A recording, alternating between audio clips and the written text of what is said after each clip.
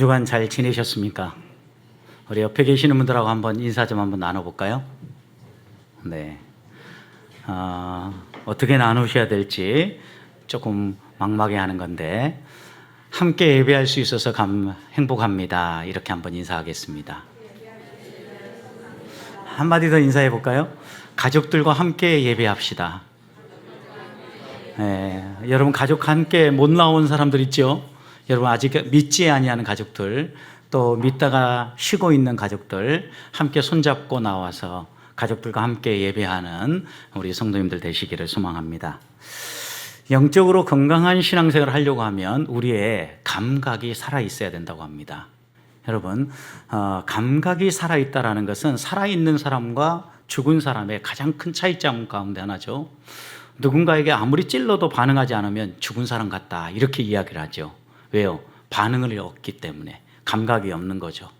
그래서 건강한 사람은요, 감각들이 다 살아서 움직이는데, 우리 인간에게서 매우 중요한 5가지 감각, 오감이라고 하죠. 이 오감이 다 살아 숨쉬어야 돼요. 그런데 우리의 감각이 살아있다는 걸 느낄 수 있도록 하나님은 느낌을 주셨어요. 이 감각의 느낌. 그러니까 내가 감각이 살아있는가 살아있지 않는가는 누구보다도 나 자신이 잘 알 수 있다는 거예요.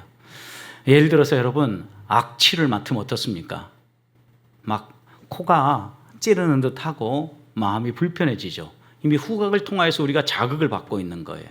여러분, 손도 어떤 무거운 물건이 우리 손을 꽉 누르고 있다고 생각해 보십시오. 통증이 느껴져야죠. 압박을 당하고 있는 느낌을 갖는 거죠. 이게 살아있다라는 증거예요. 여러분, 영적으로도 건강하고 살아있는 사람은요, 영적인 감각이 살아있어요. 근데 영적인 감각 가운데 하나님이 한 사람을 살려낼 때 제일 먼저 살려내시는 감각이 여러분 뭐라고 생각하십니까?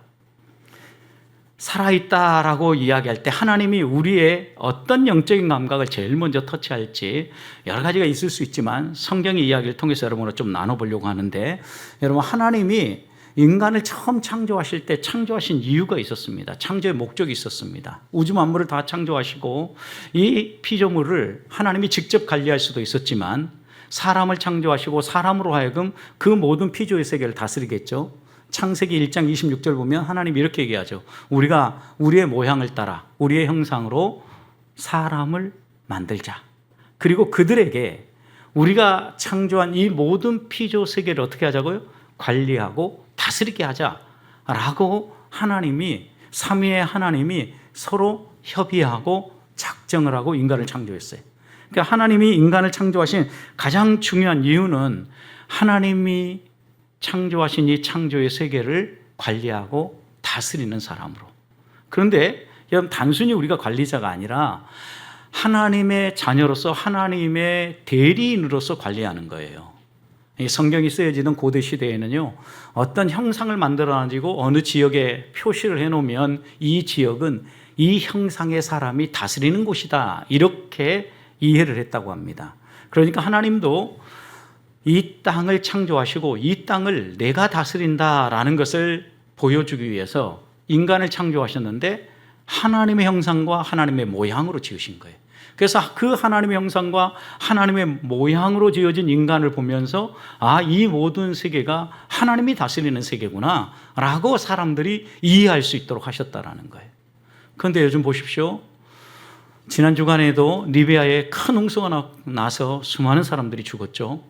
그리고 산불이 끊이지 않습니다. 이상 기온으로 수많은 사람들이 고통을 겪습니다.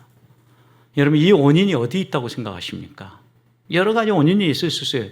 이 세계 모든 환경을 주관하시는 하나님 때문이다, 이렇게 말하는 사람도 있을 수 있어요. 그러나 대부분의 사람들의 한결같은 공통분모는 뭐냐? 이 하나님이 허락하신 아름다운 자연 세계를 인간이 탐욕적으로 개발을 하고 자기 마음대로 욕심껏 사용하다 보니까 환경이 오염되고 환경이 파괴되어져서 이런 기상이변이 속출하고 있다고 말하는 겁니다. 여러분, 그렇다면 하나님이 우리 인간을 창조하시고 지으신 목적을 따라 우리는 살고 있습니까? 못 살고 있는 거죠. 왜요? 그렇게 살고 있으면 이런 이변들이 줄어들어야 되잖아요. 그리고 정말 하나님의 말씀을 따라서 이 피조 세계를 우리가 잘 관리하고 잘 다스린다면 정말 우리 안에 슬프고 가슴 아픈 일들보다는 오히려 감사하고 행복한 일들이 더 많아야 되잖아요.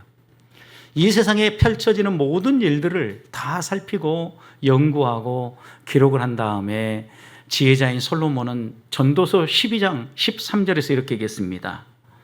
이 일의 결국을 다 들었으니 하나님을 경외하고 그의 명령을 지킬지어다. 이것이 모든 사람의 본분이니라. 여러분, 이 땅을 살아가는 사람들, 하나님이 무엇을 위해서 지었다라고 얘기하고 사람의 본분은 이것이다라고 얘기합니다. 이 땅에 펼쳐지는 모든 일들을 우리가 다 들었어요.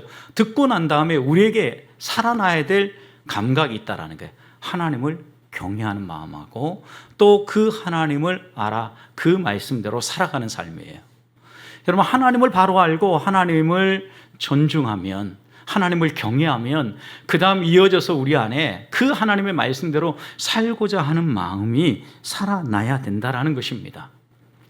실제로 하나님이 우리를 창조하신 이유에 대해서 성경 곳곳에 기록한 부분들을 보면 하나님은 철저하게 우리가 하나님의 영광을 드러내고 하나님의 어떤 분인가를 나타내고 우리를 통하여서 이 세상이 행복하기 위해서 하나님이 인간을 창조하셨다고요. 그런데 그 인간이 하나님의 음성을 듣지 않고 자기 생각대로 자기 판단대로 사니까 온통 세상이 뒤틀어지고 어긋나는 일들이 생긴 거예요. 바울 사도는 이런 우리를 향하여서 고린도 교회를 향하여서 고린도전서 10장 31절에서 그렇게 권했죠. 먹든지 마시든지 무엇을 하든지 다 하나님의 영광을 위해서 해라. 여러분, 먹든지 마시든지 단순히 먹고 마시는 문제만이 아니라 무엇을 하든지 우리의 삶 전반을 통하여서 하나님의 어떤 분인가를 드러내려고 애쓰고 힘쓰라는 거예요. 이사야 선지자는 이사야 43장 21절에서 이렇게 우리에게 권하죠. 이 백성은 나를 위하여 지었나니. 하나님이 누구를 위하여 지었어요? 하나님을 위해서요.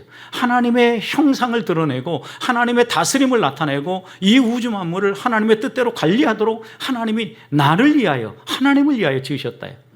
그리고 난 다음에 그렇게 얘기했어요. 하나님을 위하여서 지었는데 나를 찬송하게 하려 합니다. 하나님을 찬송하는. 여러분, 하나님을 찬송한다는 건 뭡니까? 야, 봐라, 내가 믿는 하나님이 이런 분이시다라고 하나님을 인정하는 거고 하나님이 하신 일들을 높이는 거죠. 이게 찬송이죠. 노래하는 거죠. 여러분, 그러니까 우리가 하나님의 음성을 듣고 하나님의 말씀을 따라 우리를 지으신 목적에 충실하게 살아가면요, 우리의 삶을 통하여서 하나님이 영광을 받으시게 되어 있다는 말씀입니다. 그런데 왜 자연재해라든가 수많은 아픈 일들이 우리 사회에서 끊이지 아니하고 반복적으로 일어납니까? 하나님의 음성을 듣지 않고 우리 마음대로 살기 때문이에요. 자, 그러면 그런 우리를 하나님이 찾아오셔서 만지신다면 제일 먼저 뭐부터 만지셔야 됩니까?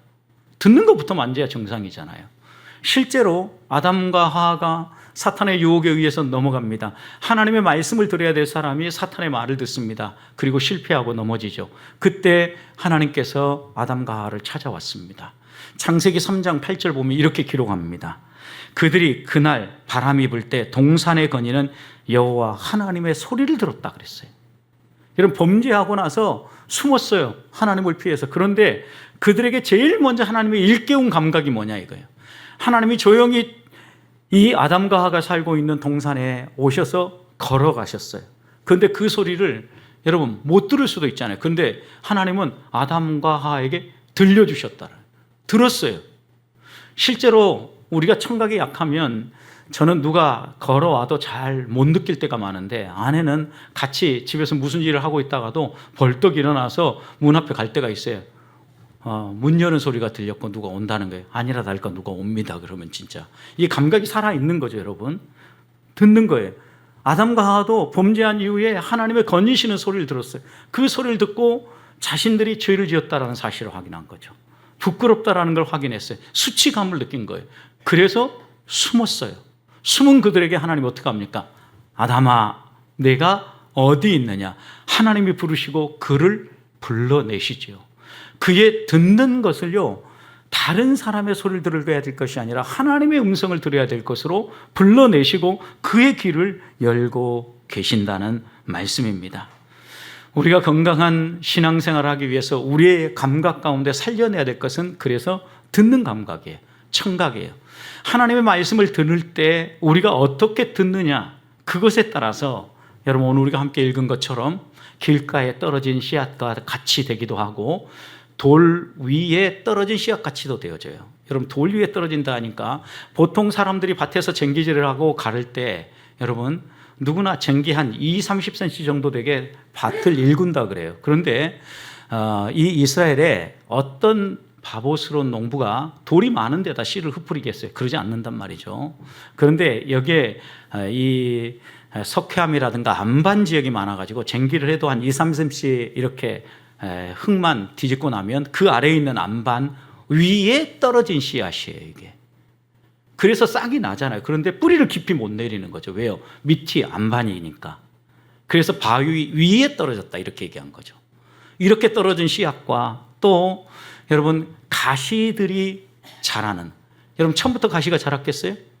다 밭을 일고 있으니까 가시가 하나도 없었겠죠. 씨를 뿌렸어요. 그런데 씨앗만 자라는 것이 아니라 뭣도 자라요? 가시덤불도 자라는 거죠. 마치 밭에 나가서 논에 나가서 벼를 심고 씨앗을 뿌렸는데 벼만 자란 게 아니라 더 웃자라는 피가 있죠. 피, 못 먹는 피.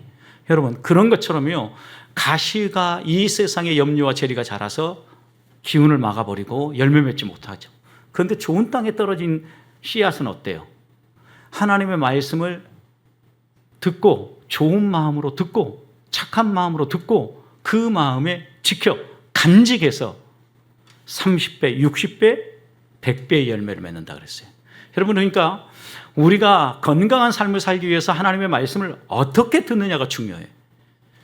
이 비유의 말씀에서 우리가 다시 한 번 더 우리의 건강한 영적인 삶을 위해서 마음에 새겨야 될 본문 가운데 하나는 18절이에요. 18절 말씀을 보십시오. 그러므로 너희가 어떻게 들을까 스스로 삼가라 그랬어요.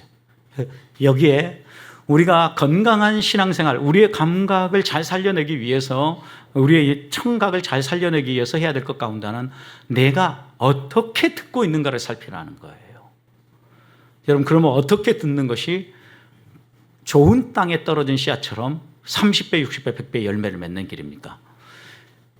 18절 말씀을 다시 보십시오. 어떻게 들을까? 그 다음 스스로 어떻게 하라고요? 삼가라. 여기 스스로 삼가라는 의미는 조심하여 들으라. 여러분 풍성한 열매를 맺으려고 하면 첫 번째 비결은요, 조심해서 듣는 거예요. 여러분 조심하여 듣는다는 것은 흘려듣지 않고 정신을 집중하고 주의 깊게 듣는다라는 게, 주의 깊게 듣는다라는 것은 내 온몸의 감각을 집중해 가지고 살려서 듣는다라는 거예요. 여러분 제가 아이들과 이야기를 할 때 가끔 아이들의 말에 못 들을 때가 있어요. 그리고 이해하지 못할 때가 있어요. 어떻게 합니까? 그러면 잘 들으려고 신경을 곤두세웁니다. 정신을 집중합니다. 그리고 감각을 다 일깨웁니다. 눈으로 입모양도 보고 귀로도 듣고 여러 가지 환경도 살피면서 또 그 얼굴의 표정을 통하여서 분위기도 살피고 시각, 청각 모든 감각을 다 동원해서 듣는 거죠. 그리고 나서 이해가 안 됐으면 그건 뭔 말인지 모르겠는데 한 번 더 얘기해봐. 이렇게 얘기하면서 듣는 거죠. 그럴 때 바로 이해하고 소통이 되는 거예요. 여러분 조심하여 듣는다라는 것은 하나님의 말씀을 깨닫도록 우리가 온몸과 모든 감각을 집중해서 듣는다라는 의미입니다. 이것이 왜 중요합니까? 어떻게 듣느냐에 따라서 열매가 맺히기도 하고 열매가 전혀 맺히지 않기도 하기 때문입니다. 문제는 길가밭보다 바위 위에 떨어지고 여러분 가시덤불 위에 떨어진 게 더 문제예요. 왜냐하면 이런 것은 씨앗이 자라거든요. 싹이 나거든요. 신앙생활 하는 것 같거든요. 천국 갈 것 같거든요. 그런데 쓰러져 버린단 말이에요. 열매가 안 맺혀요. 망하는 거죠. 종교생활 하는 거예요. 그래서 어떻게 들을까 주의해야 된다는, 귀 담아 들어야 되고 우리가 잘 들어야 되는 거예요. 하나님의 말씀하시는 것을 우리가 잘 들어야 되는데 조심해서 듣는다라는 것이 어떤 의미인지 한번 여러분 생각해 보십시오. 하나님이 찾아오실 때 제일 먼저 우리의 청각을 열어서 하나님의 말씀을 분명히 듣게 해주는데 잘못 들으면 제대로 들을 때까지 반복하셔요. 사무엘을 생각해 보십시오. 사무엘은 어머니 한나의 서원기도로 태어난 아들입니다. 그가 선지자가 되겠다고, 제사장이 되겠다고 헌신한 게 아닙니다. 어머니의 헌신에 의해서 선지자가 되었고 제사장이 되었습니다. 그런데 그는 젖을 떼자마자 하나님께 헌신되어졌습니다. 하나님께 드려졌습니다. 마치 오늘날 혼화식을 하는 것처럼 완전히 하나님께 자신을 드린 겁니다. 그런데 어느 날 하나님께서 이 사무엘을 본격적으로 쓰시기 위해서 부르십니다. 그런데 한 번도 하나님의 음성을 들어보지 못한 사무엘은 이것이 누구의 음성인가 분별하지 못합니다. 하나님이 부르셨음에도 불구하고 그가 찾아간 곳이 어디입니까? 그가 섬기는 제사장 엘리에게 찾아갔습니다. 밤중 중이었습니다. 제사장님, 왜 부르셨습니까? 물을 때 내가 안 불렀는데 그냥 가서 잠이나 잘 자. 이렇게 엘리가 반응을 보였습니다. 두 번째 하나님이 또다시 불렀습니다. 그럼에도 불구하고 엘리는 또다시 똑같은 반응으로 사무엘을 돌려보냅니다. 3번 반복되고 나서야 엘리야가 깨닫습니다. 여러분, 엘리의 영적인 감각이 얼마나 둔감했는가 알 수 있죠. 3번째야 깨달아요. 그래서인지 우리들도 무슨 일을 할 때 3세판이야 이런 얘기 자주 하죠, 여러분. 하나님은요 3번씩 반복하면서 엘리의 감각을 깨우칠 뿐만 아니라 사무엘에게도 찾아오시는 거예요. 드디어 4번째 음성이 들렸습니다. 엘리 제사장이 이야기한 대로 하나님이 부르시는가 보다. 그러니 하나님 앞에 무릎 꿇어라. 사무엘은 하나님의 음성을 들었고 엘리 제사장과 그 집안 이스라엘을 향한 하나님의 뜻이 무엇인가 명확하게 듣죠. 여러분, 그러면서 사무엘의 본격적인 사역이 시작된 거예요. 하나님의 일꾼을 세우고 하나님의 일을 하게 할 때 제일 먼저 어디를 터칭한 거예요? 청각을 터칭했다고요. 하나님의 음성을 듣지 않고 내 생각으로 내 판단대로 일하면 망하는 것이기 때문에 누구든지 잘못 들을 수 있어요. 그러나 하나님 포기하지 않습니다. 하나님의 말씀을 제대로 들을 때까지 반복해서 찾아오시고 또 분명하게 분별할 수 있도록 듣게 해 주신다라는 겁니다. 그렇다면 왜 잘 듣지 못할까요? 엘리 제사장이 왜 세 번 반복되고 난 후에서야 알게 되었을까요? 그의 관심사가요, 세상에 가 있었기 때문이에요. 자녀가 잘못된 길로 가도 바로잡지 못하고 하나님 앞에 올바로 서서 말씀을 가까이 하지도 않았어요. 그래서 사무엘상 3장 1절 보면 그 시대를 뭐라고 했느냐? 그 시대는 하나님의 말씀이 희귀해서 환상이 일반적으로 나타나지 않았다. 이렇게 묘사하거든요. 여러분, 한 나라에 영적으로 깨어서 앞장서야 될 지도자가 영적으로 흐리니까 그 백성들까지도 영적으로 둔감한 상태에 놓이게 된 거예요. 왜요?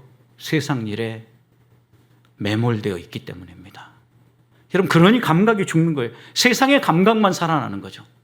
여러분 생각해 보십시오. 이 세상에 여러 가지 감각 살려내는 것보다 더 중요한 감각은요, 하나님을 향한 영적인 감각을 살려내는 거예요.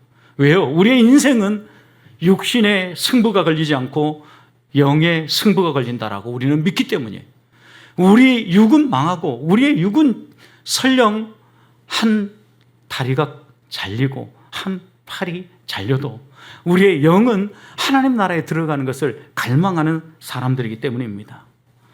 생각해 보십시오. 우리가 세상 죄, 세상 것, 세상 탐욕, 세상에 매몰되어 있으면요, 아무리 하나님이 불러도 깨닫지 못해요.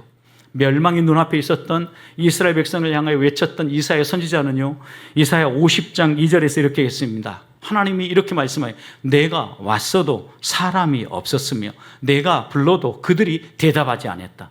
누가요? 하나님이 찾아왔는데 아무도 없어요. 하나님이 부르시는데 누구도 대답하지 않아요. 이게 멸망하기 전에 이스라엘 백성들의 상황이었어요. 여러분, 이게 이스라엘 백성만의 문제입니까? 구약시대만의 문제입니까? 신약시대도 보십시오, 여러분.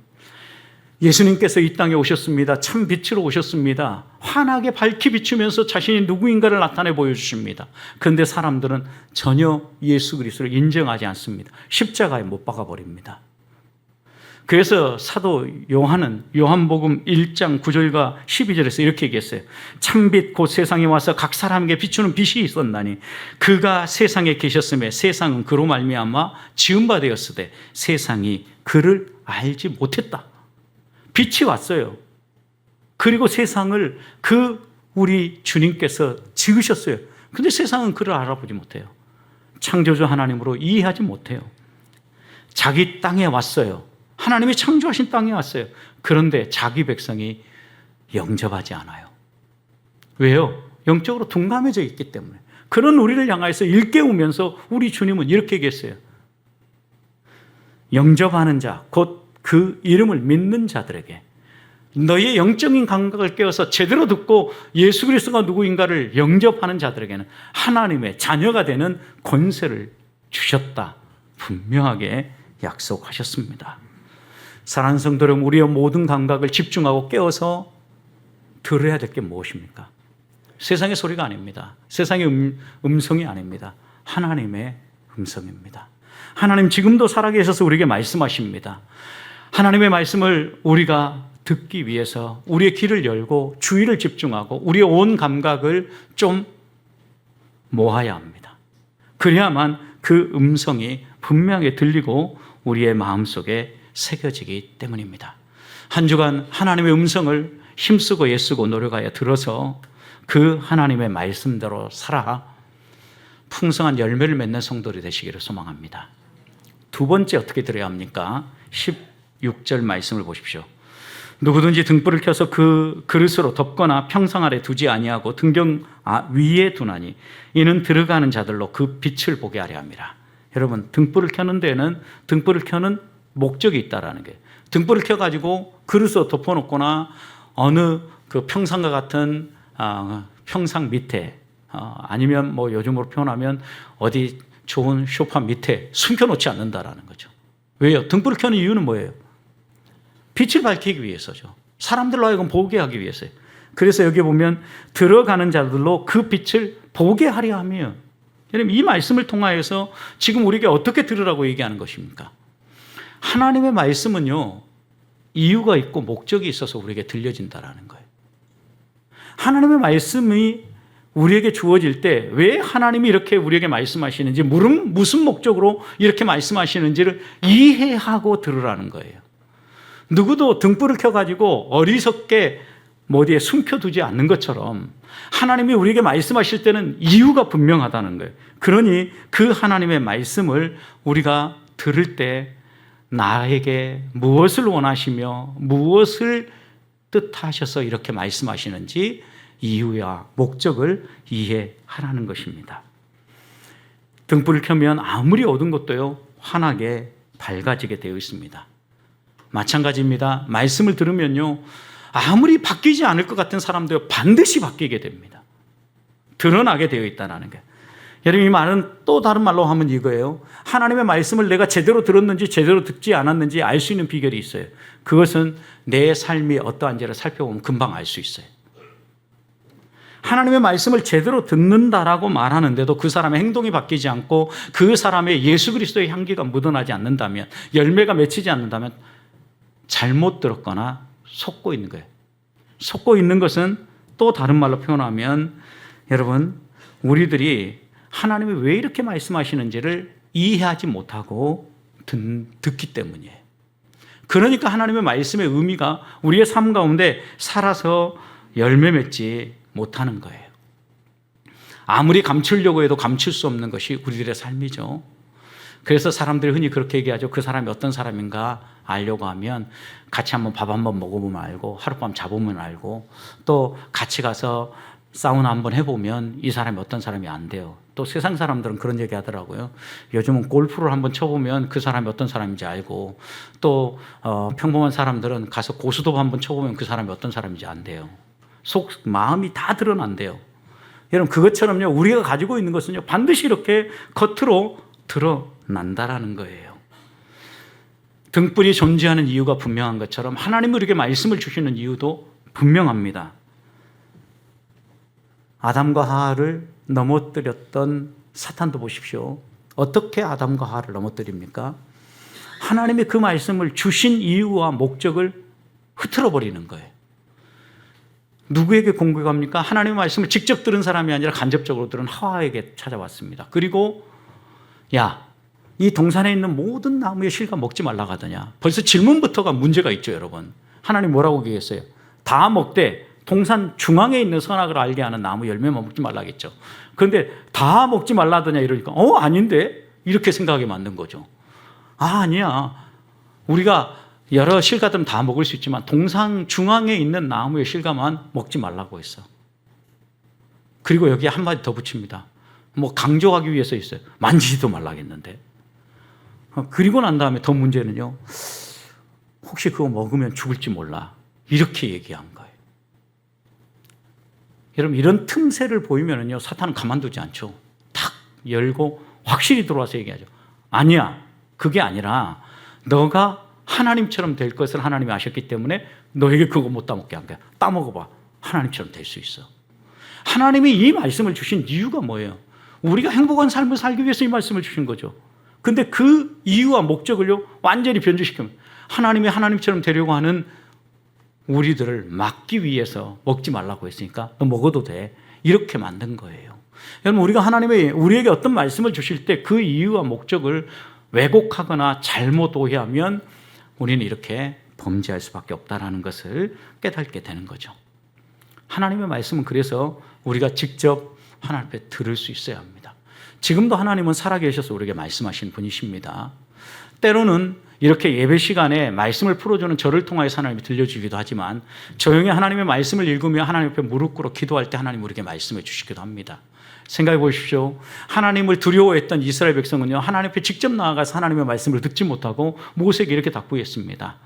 모세요, 우리가 하나님께 말씀을 직접 듣다가 죽을지도 모르니까 당신이 나가서 하나님의 말씀을 듣고 우리에게 대신 말씀해 주십시오. 이렇게 얘기했죠.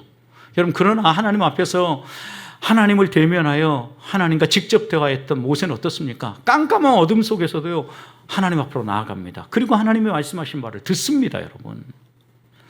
여러분은 누군가가 해주는 말을 듣고 신앙생활하기 원하십니까? 아니면 여러분이 직접 하나님 말씀을 읽고 또 하나님 음성을 들으면서 신앙생활하기 원하십니까? 직접 들으셔야 합니다. 여러분 직접 듣는다니까 계시를 받는다는 의미가 아닙니다. 계시된 하나님의 말씀을 통하여서 하나님이 내가 오늘 어떻게 살라고 깨우치시는지 우리의 내면에서 말씀하시고 깨우치시는 하나님의 음성을 듣는다는 의미입니다. 특별히 그 말씀을 들을 때 반드시 점검해야 될 게 무엇입니까? 왜 이렇게 말씀하시는지, 이렇게 말씀하시는 이유와 목적이 무엇인지를 분명히 알아야 성도답게 살 수 있다는 겁니다.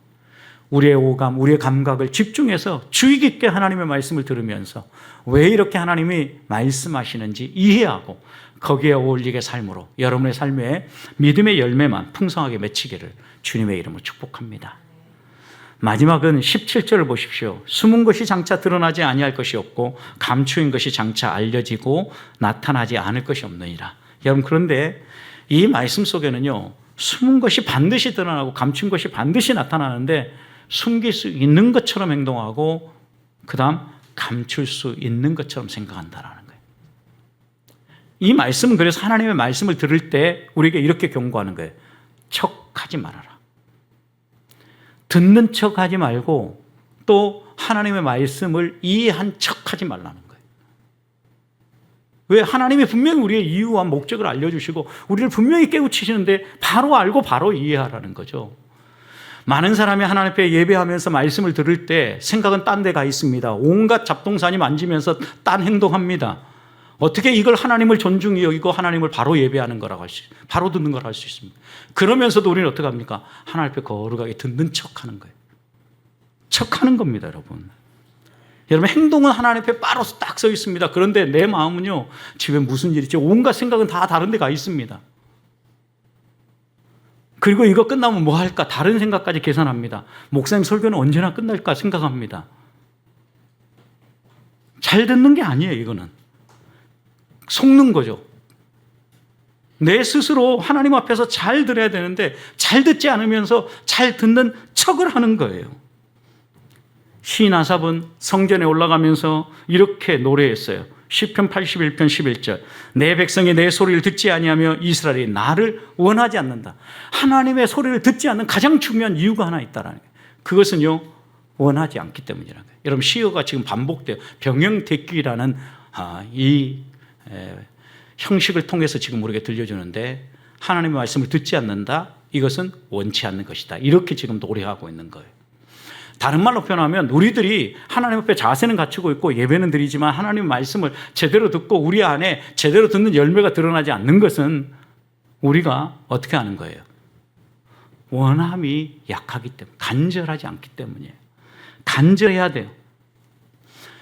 그래서 이스라엘 백성은요, 올라가면서 이렇게 노래했어요. 이어서 내가 그의 마음을 완악한 대로 버려두어서 그의 임의대로 행하게 하였도다. 내 백성아, 내 말을 들어라. 이스라엘아, 내 도를 따라라. 이러면서 노래하면서 올라갔는데, 하나님 나를 완악한 내 마음대로 내버려두지 아니하시고 하나님의 말씀을 우러러보고 제대로 들으면서 그 말씀을 따라 살게 해주십시오 라고 아삽은 성전 올라가면서 노래한 거예요.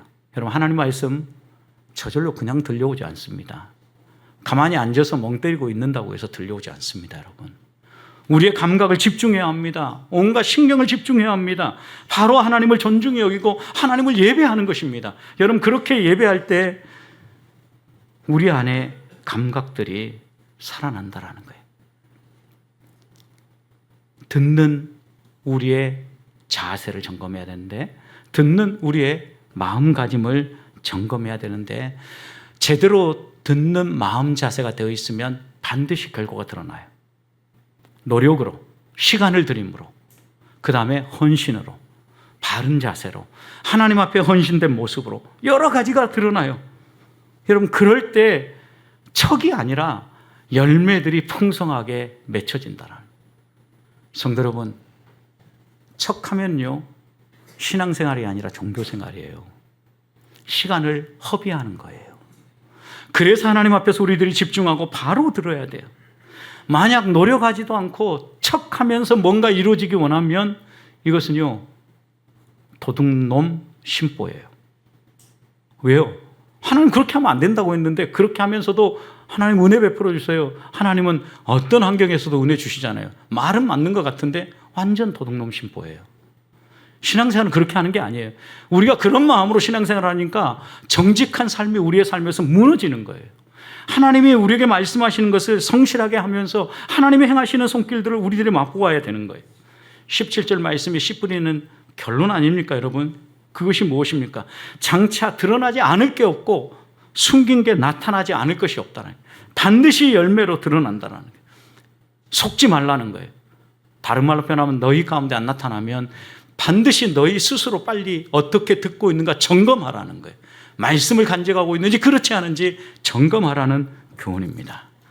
사랑하는 성도 여러분, 잘 들으려고 깨어서 듣고 우리의 삶의 순종의 열매들이 맺히면 풍성한 열매가 맺히지만, 듣는 척하고 하나님의 은혜 주시겠지라고 딴 생각을 하면서 하나님 앞에서 살아가면 하나도 얻지 못해요. 뭐라고 얘기했습니까? 있는 것도 빼앗아가리라. 자랐어요, 이만큼. 그런데 뿌리를 깊이 내리지 못하니까, 햇볕이 쪼이니까, 바람이 부니까, 그리고 세상 염려거리가 다가오니까 어때요? 사라져버려요. 있는 것까지 빼앗긴다고요. 이 비유가 우리에게 분명히 교훈하는 말씀을 허투루 듣지 않기를 소망합니다. 우리 스스로 우리 듣는 마음을 점검하여서 듣는 척이 아니라 정직하게 듣고 정직하게 반응하십시다. 그리고 하나님 우리에게 말씀하시는 거라고 하면 그냥 무조건 아멘 할 게 아니라, 하나님 내가 이렇게 살고 싶습니다. 간절히 원합니다. 내 마음을 담아서 그 간절함이 우리의 삶을 변화시키고 행동을 변화시켜서 하나님이 우리의 삶에 이루고자 하시는 좋은 열매들만 가득 맺히는 삶을 사시기를 주님의 이름으로 축복합니다.